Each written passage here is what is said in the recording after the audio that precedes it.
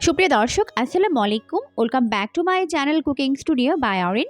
আজকে আপনাদেরকে শুধুমাত্র 1 কাপ গুঁড়ো দুধ দিয়ে 1 কেজি স্পঞ্জ রসগোল্লা মিষ্টি তৈরি করে দেখাবো।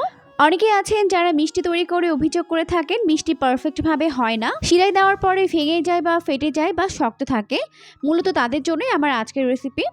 আমি কথা দিচ্ছি, আমার রেসিপিটিকে ফুল ওয়াচ করলে আপনাদের মনে মিষ্টি সংক্রান্ত যত প্রশ্ন রয়েছে সেই সব প্রশ্নের উত্তরে কিন্তু পেয়ে যাবেন। আর পারফেক্টভাবে ঘরে কিন্তু আপনি দোকানের মতো মিষ্টি তৈরি করে নিতে পারবেন। তাহলে চলুন দর্শক, দেখে নেওয়া যাক এই রেসিপির পুরো প্রস্তুত প্রণালী। স্পঞ্জ রসগোল্লা মিষ্টি তৈরি করার জন্য প্রথমে চুলায় একটি প্যান বসিয়ে দিয়েছি। এরপর এর মধ্যে দিয়ে দিলাম 1 কাপ পরিমাণ গুঁড়া দুধ। আর দুধটি অবশ্যই ফুল ক্রিম মিল্ক পাউডার হতে হবে, অর্থাৎ দুধ কেনার সময় প্যাকেটের গায়ে ফুল ক্রিম মিল্ক পাউডার লেখাটা দেখে তারপর নেবেন। আপনারা এখানে যে কোনো ব্র্যান্ডের গুঁড়া দুধ কিন্তু ব্যবহার করতে পারবেন। এখন 1 কাপ দুধের জন্য আমি এর মধ্যে অ্যাড করে দিলাম 3.5 কাপ পরিমাণ পানি। 3.5 কাপ পরিমাণ পানি অ্যাড করার পর এখন হ্যান্ড হুইক্সের সাহায্যে খুব ভালো করে আমি এটাকে মিশিয়ে নিচ্ছি। আর এই কাজটি কিন্তু অবশ্যই চুলা অন করার আগে করে নিতে হবে। চুলাটিকে অন করে নিলে কিন্তু গুঁড়া দুধ দলা পেকে যেতে পারে, তাই চুলা অন করার আগে এটাকে ভালো করে মিশিয়ে নিতে হবে। তো যখন সব কিছু একত্রে ভালো করে মিশে যাবে তখন আমি চুলাটিকে অন করে দিয়েছি। এখন এই দুধটিকে ভালোভাবে জাল করে বলক উঠিয়ে নিব। তবে এটা যেহেতু গুঁড়া দুধ, তাই কিন্তু গরুর দুধের মতো অতটা সময় ধরে জাল করে নেওয়ার কোনো প্রয়োজন নেই, শুধুমাত্র ভালো করে গরম করে নিলেই হবে। এখন ছানা তৈরি করার জন্য আমি এই প্রিপারেশনটা করে নিচ্ছি। তো প্রথমে একটি বোলের মধ্যে আমি নিয়েছি 3 টেবিল চামচ পরিমাণ পানি। এরপর আমি এর মধ্যে দিয়ে দিলাম আনুমানিক 2 টেবিল চামচ পরিমাণ সিরকা বা ভিনেগার যেটাকে বলা হয়। এরপর এটাকে মিশিয়ে একটি সাইডে রেখে দিলাম।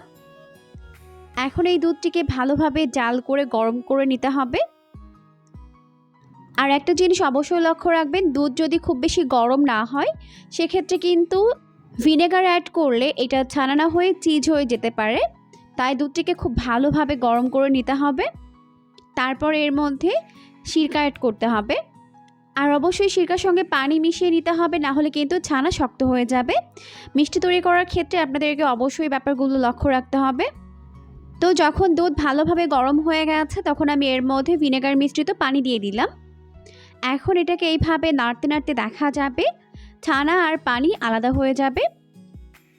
আর এই দুধের আকারটা অনেকটা সবুজ হয়ে যাবে, দেখতেই পাচ্ছেন ছানা কিন্তু হতে শুরু করেছে। আর যখন ছানা তৈরি হয়ে যাবে তখন কিন্তু এটাকে বেশি সময় ধরে জাল করার কোনো প্রয়োজন নেই, কারণ খুব বেশি সময় ধরে জাল করলে দেখা যাবে ছানা শক্ত হয়ে যাবে। তাই যখনই দুধ থেকে ছানাগুলো এরকম সেপারেট হয়ে যাবে তখনই এটাকে চুলা থেকে নামিয়ে নিতে হবে।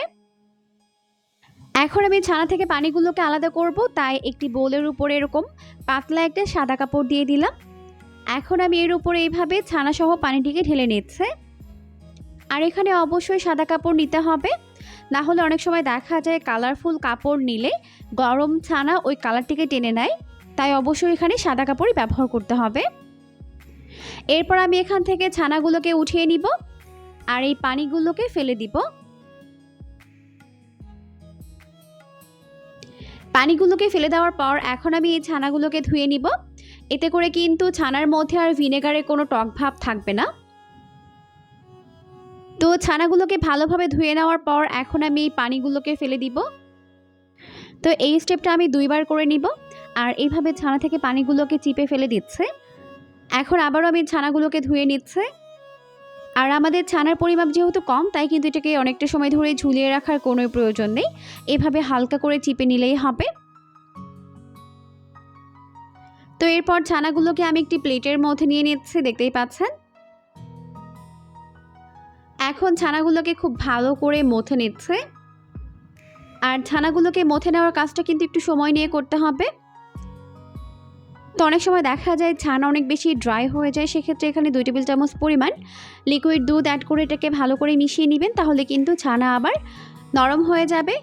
তবে যদি দেখেন ছানার মধ্যে অনেকটা পানি রয়েছে সেক্ষেত্রে কিন্তু একটু ফ্যানের নিচে রেখে দিবেন, তাহলে দেখবেন পানিটা আর থাকবে না।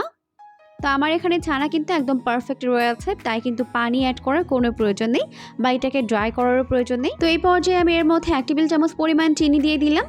দিয়ে খুব ভালো করে এটাকে মিশিয়ে নিচ্ছে। তো এই ছানাগুলোকে ভালোভাবে মথে অনেকটা সফট করে নিতে হবে।